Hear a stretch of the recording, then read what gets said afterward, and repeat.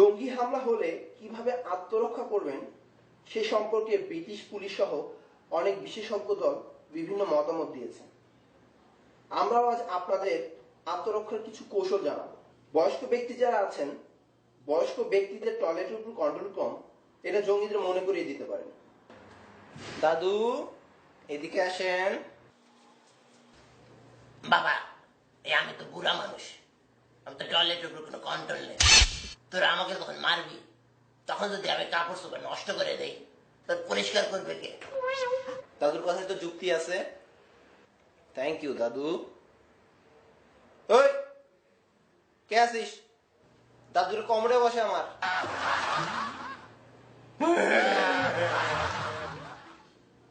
দেখা গিয়েছে বেশিরভাগ জঙ্গি সাংস্কৃতিক কর্মকাণ্ডের সাথে জড়িত। এক্ষেত্রে নিজেকে আপনি সেলিব্রিটি হিসেবে তাদের সামনে উপস্থাপন করতে পারেন। এই এদিকে আসো। আপনি আমাকে চেনেন না? কে তুমি? আমি হিরো, হিরো আলম। আমার অ্যাক্টিং দেখেন।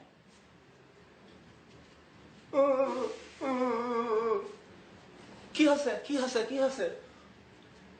কি জানি কি জানি আমার চোখত জানি কি পড়ছে। দেখি দেখি দেখি দেখি। আলম, ছি আলম, তুমি এত নিচে নামে গেছো, আমি চিন্তা করিনি কোনোদিনও। আমার একটা কথা তো শুনবে। কি শোনাবে তুমি? আমি নিজের চোখে দেখলাম, আজকের পর থেকে তোমার সাথে আর কোনো সম্ভব রিলেশন আমার পক্ষে সম্ভব নয়। না, আশা তুমি খেয়ে না। না না, আমার তুমি যাবার দাও না, যাইও না, তুমি যাইও না। কি করলাম? এই হাত দিয়ে আমি ও মারলাম। হে আল্লাহ, তুমি আমাকে তুলে নাও। হে আল্লাহ। ওই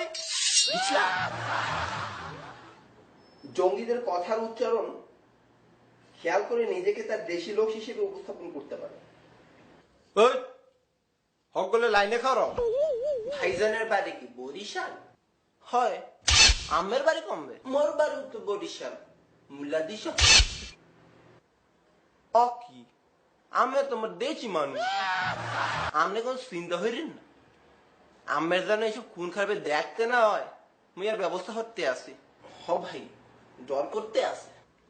মুই তো কইছি আমেরে যেন এইসব দেখতে না হয়, এই জন্য আমেরে দিয়ে মুই বিসমিল্লাহ। একজন জঙ্গি বলিউডের হিরোইনের ফ্যান ছিল। আপনি নিজেকে বলিউডের হিরোইন হিসেবে চালিয়ে দিতে পারেন।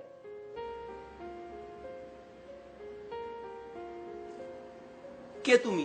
हम तेरे बिन अब रह नहीं सकते, आई ब्यूटी, तेरे बिना क्या वजूद मेरा। শ্রদ্ধা ভাবো, শ্রদ্ধা ভাবো, শ্রদ্ধা ভাবো। হ্যাঁ,